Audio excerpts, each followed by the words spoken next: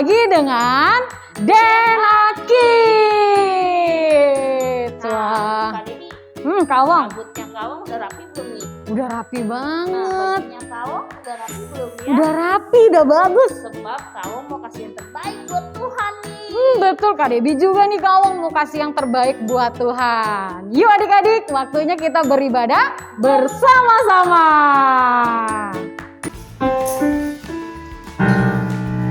Susah sekali nih, aku salah terus nih. Tapi aku sudah berulang berapa kali, tetap salah. Aku lelah. Shalom Mikaela. Wah, Mikaela, kamu sedang apa? Susah nih Kak Debbie. Aku sedang les piano. Shalom Mikaela. Kok ditinggalin lesnya? Nanti kamu dicari gurumu loh. Shalom Kak, lesnya sudah selesai. Memang kalau aku berlatih lagi, aku bisa ya lagu itu. Tetapi aku lelah. Wah, kamu jangan berhenti berlatih Mikaela. Gurumu kan sabar nih melatih Mikaela. Nanti kamu pasti bisa menjadi pianis yang hebat loh. Nah, kalau taat dilatih oleh gurumu itu Mikaela. Nah, kakak jadi ingat nih Kawong. Hari ini kita akan belajar tentang satu pribadi yang akan melatih kita untuk melakukan kehendak Tuhan loh adik-adik. Nah, betul sekali Kak Awang. Ayo adik-adik, sebelum kita mulai ibadah kita hari ini, kita bersatu di dalam doa ya. Bapa yang baik, kami mengucap syukur Tuhan untuk setiap penyertaan Tuhan, untuk setiap kebaikan Tuhan sepanjang minggu ini kami rasakan. Bapa, saat ini kami mau siapkan hati kami, mulut kami, pikiran kami untuk menikmati hadirat Tuhan hadir di tengah-tengah kami melalui ibadah online hari ini. Urapi kami, Roh Kudus sertai kami sehingga kami boleh diberkati melalui ibadah hari ini. Dalam nama Tuhan Yesus, adik-adik yang siap untuk memuji nama Tuhan sama-sama katakan amin. Hati kami memuji dan tangan kami terulur melakukan kehendak-Mu, karena Roh Kudus ada dalam kami. Our hearts are praising, our hands are raising, reaching and serving those in need. You are our mission, you give us vision.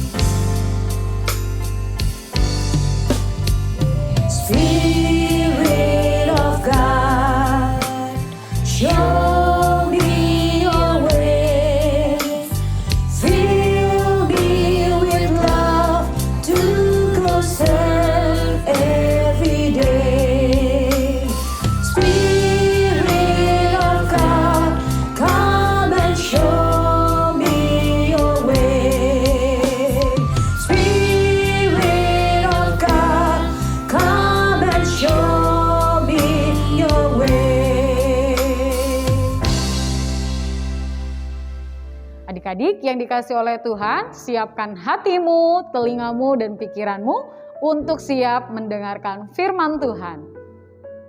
Adik-adik, ketika Tuhan Yesus memulai pelayanannya, ia dibaptis oleh Yohanes Pembaptis adik-adik. Dan saat Tuhan Yesus keluar dari air, maka Roh Kudus turun ke atasnya dan memenuhi Tuhan Yesus. Yohanes adalah seorang yang menghususkan diri tinggal di padang pasir Yudea. Yohanes berkhotbah menyadarkan semua orang untuk bertobat karena kerajaan sorga sudah dekat. Semua orang dari Yerusalem, Yudea, dan Yordan datang mendengarnya dan menyadari akan dosanya. Mereka datang dan mengaku dosa-dosa mereka. Lalu, Yohanes membaptis mereka satu persatu di sungai Yordan. I baptize thee having authority from the Almighty God, as a testimony that ye have entered into a covenant to serve him. Ketika Yohanes sedang membaptis orang-orang di sungai Yordan, datanglah Tuhan Yesus kepada Yohanes Pembaptis. Dan Yohanes berkata, I have need to be baptized of thee. Comest thou to me? Suffer it to be so now. For thus it becometh us to fulfill all righteousness. Lalu Yohanes pun membaptis Tuhan Yesus. I baptize thee, having authority from the Almighty God, as a testimony that ye have entered into a covenant to serve him. Sesudah dibaptis, Yesus keluar dari air sungai itu. Tiba-tiba langit terbuka dan Yohanes Pembaptis melihat Roh Allah turun seperti burung merpati ke atas Tuhan Yesus dan terdengar suara Allah mengatakan, This is my beloved Son, in whom I am well pleased. Yesus kan Tuhan. Kenapa harus dibaptis dan dipenuhi Roh Kudus? Pertanyaan yang bagus sekali nih Mikaela. Yesus memang Tuhan Mikaela, tetapi Yesus juga manusia loh. Tubuhnya sama dengan tubuh kita manusia. Yesus dibaptis karena Tuhan Yesus mau taat menggenapi kehendaknya Allah atau Bapa. Dan dipenuhi Roh Kudus agar Roh Kudus menolongnya dan memberinya kuasa untuk melakukan semua pekerjaannya di bumi. Ya, dan sejak saat itu Tuhan Yesus memulai pelayanannya. Tuhan Yesus berkeliling desa-desa dan kota-kota untuk memberitakan kerajaan Allah dan mengajar adik-adik.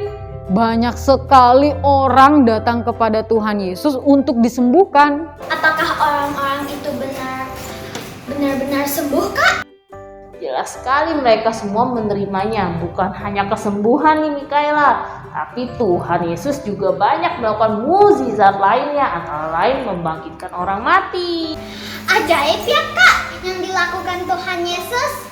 Melihat Tuhan Yesus, kita belajar bahwa kita harus taat melakukan kehendak Bapa di surga nih Mikaela. Dan supaya kita bisa taat melakukan kehendak Bapa, kita memerlukan Roh Kudus. Mengapa harus dengan Roh Kudus, Kak? Ya, Mikaela dan adik-adik, karena hanya Roh Kuduslah yang memampukan kita untuk mengerti apa yang Tuhan mau dan bagaimana melakukannya.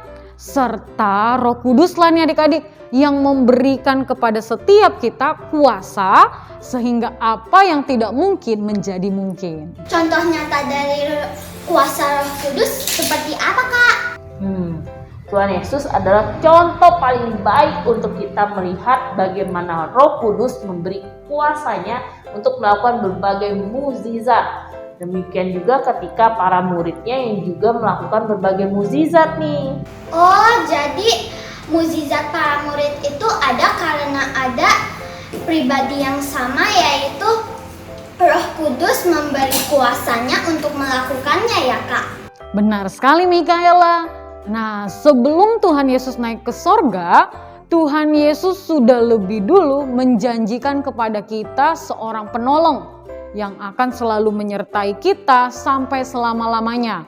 Dan penolong itu adalah Roh Kudus nih adik-adik, yang datang dari Bapa dan yang akan tinggal di dalam hati kita. Roh Kudus akan mengingatkan kita tentang firman Allah. Roh Kudus juga akan menghibur kita saat kita sedih. Nah, Roh Kudus akan menolong kita saat kita menghadapi kesulitan, dan terlebih lagi Roh Kudus akan memberikan kita kuasa supaya kita menjadi saksi-saksi Tuhan Yesus untuk teman-teman kita. Oh, jadi karena Roh Kudus, maka kita mampu untuk melakukan perkara-perkara ajaib seperti yang dulu dilakukan Tuhan Yesus di bumi. Benar sekali nih adik-adik. Jika kita melihat pelayanan Tuhan Yesus sungguh luar biasa sekali ya. Kita bisa sampai kagum dengan mujizat dan kesembuhan yang terjadi. Lalu selain harus dipenuhi Roh Kudus, hal lain apa yang harus kita lakukan untuk mendatangkan mukjizat itu, Kak? Ada hal yang selalu Tuhan Yesus lakukan sebelum Tuhan Yesus memulai pelayanannya loh, yaitu datang kepada Bapa dalam doa di pagi hari. Tuhan Yesus selalu berdoa dan bersekutu dengan Bapa dalam doanya sebelum ia menemui orang banyak untuk memberitakan kerajaan Allah dan menyembuhkan banyak orang. And after this, he saw a publican named Matthew Levi sitting at the toll gate for the receipt of the customs.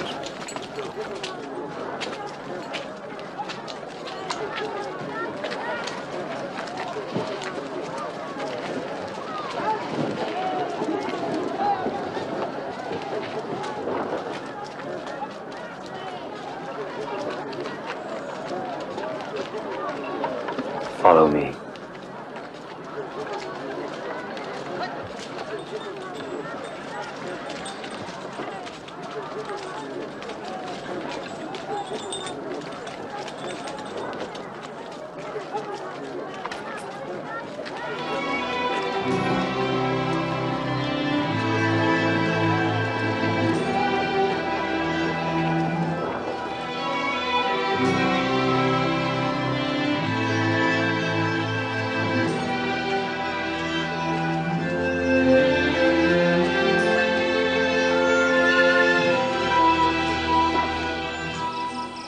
And Jesus went up a hill to pray and spent the whole night there praying to God.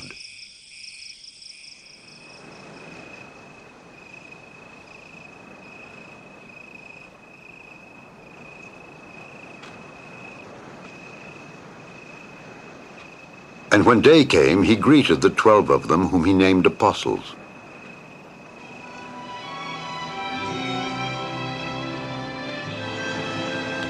Simon, whom he also named Peter,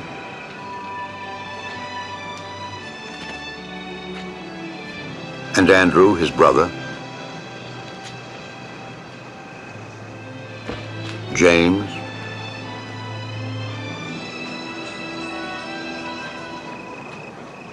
and John,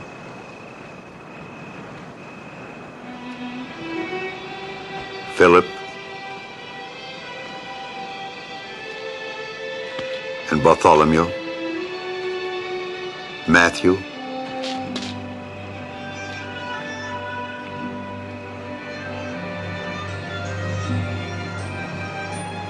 and Thomas, James the son of Alphaeus, and Simon called Zelotes, and Judas the brother of James, and Judas Iscariot, which was the traitor.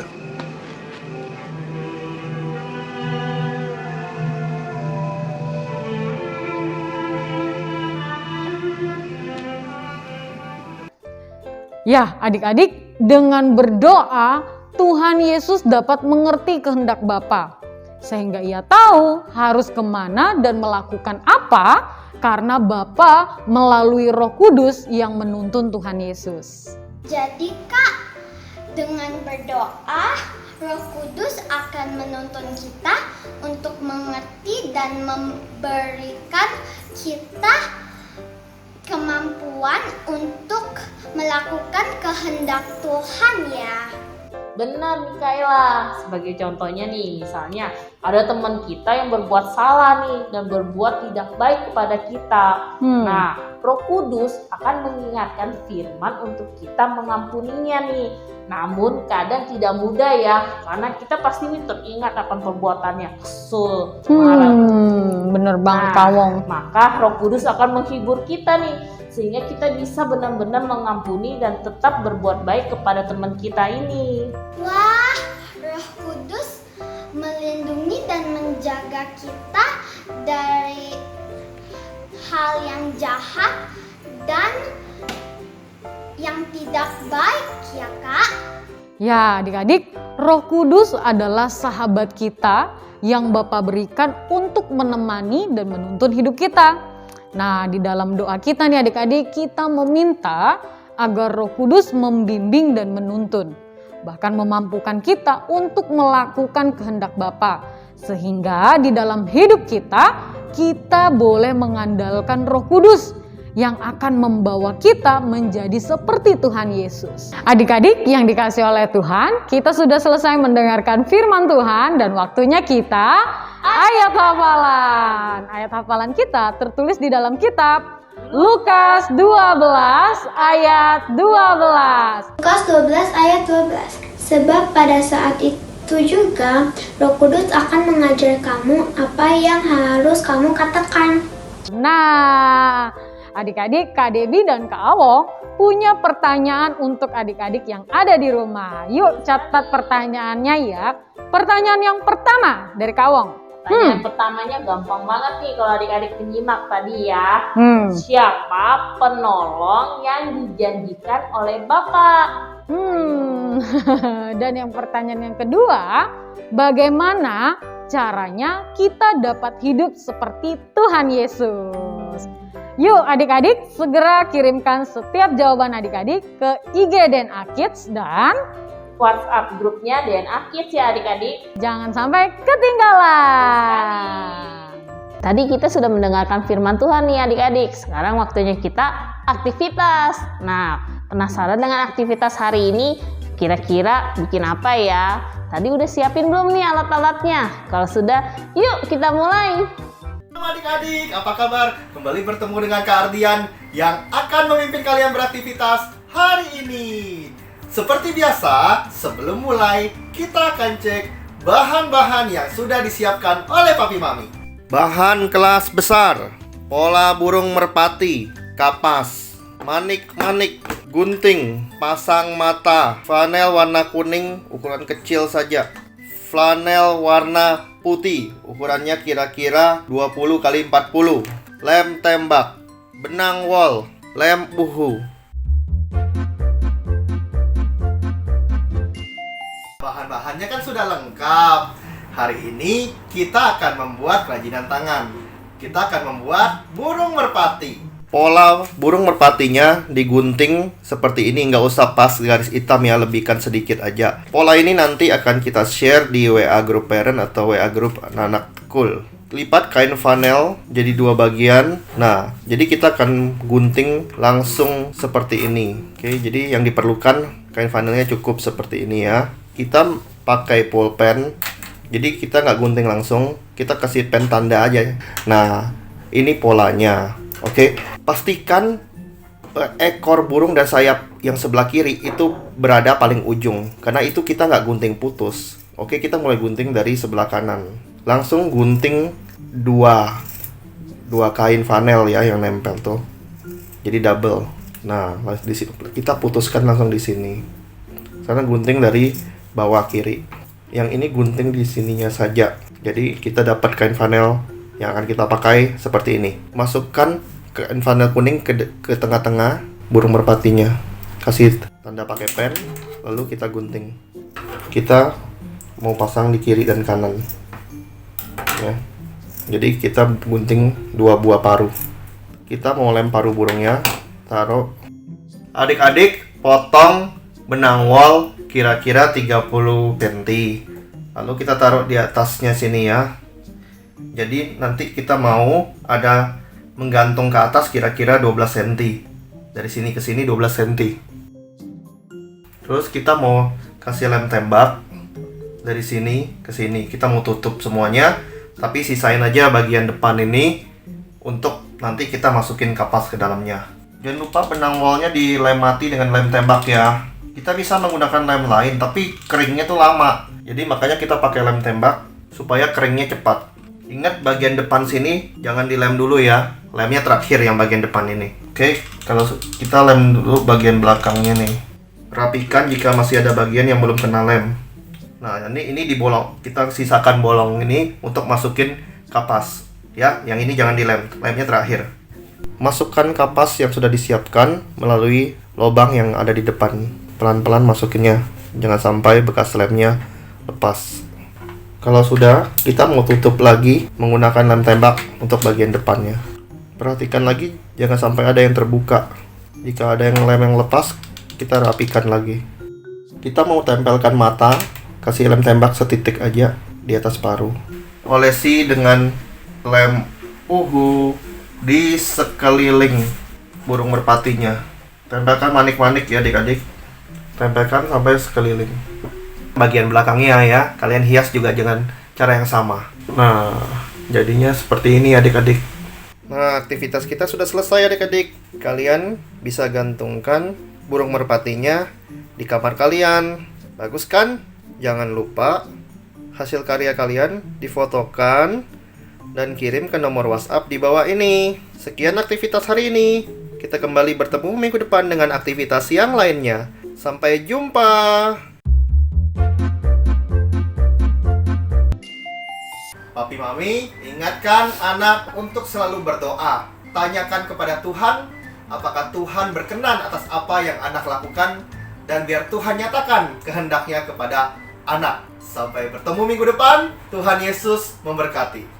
Adik-adik, kita sudah mendengarkan firman Tuhan dan juga mengikuti aktivitas. Waktunya kita rindu memberikan persembahan. Nah, adik-adik bisa memperhatikan di layar handphone adik-adik ada QR code. Jadi di saat adik-adik akan memberikan persembahan, adik-adik bisa minta tolong sama mama sama papa untuk scan QR code-nya ya adik-adik. Yuk kita mau berdoa bersama-sama. Terima kasih Tuhan Yesus untuk kebaikan-Mu hari ini. Sekarang kami mau memberikan persembahan. Berkati tangan-tangan yang memberi persembahan, supaya persembahan ini menjadi berkat untuk banyak orang. Di dalam nama Tuhan Yesus kami berdoa dan mengucap syukur. Haleluya, amin. Roh Kudus mengajarkan segala hal dan mengingatkan kita akan apa yang Tuhan Yesus lakukan pada kita adik-adik. Yuk kita minta Roh Kudus ajarkan kita ya. The Holy Spirit will teach you all things.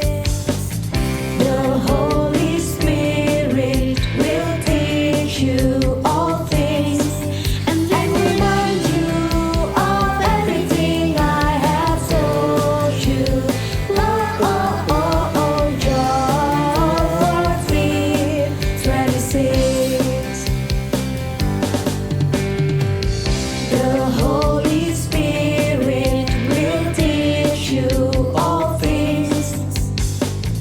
The Holy Spirit will teach you all things and remind you of everything I have told you.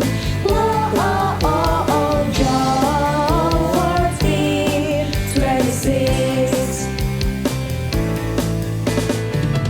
The Holy Spirit will teach you all things. The Holy Spirit will teach you all things and remind you of everything I have told you. John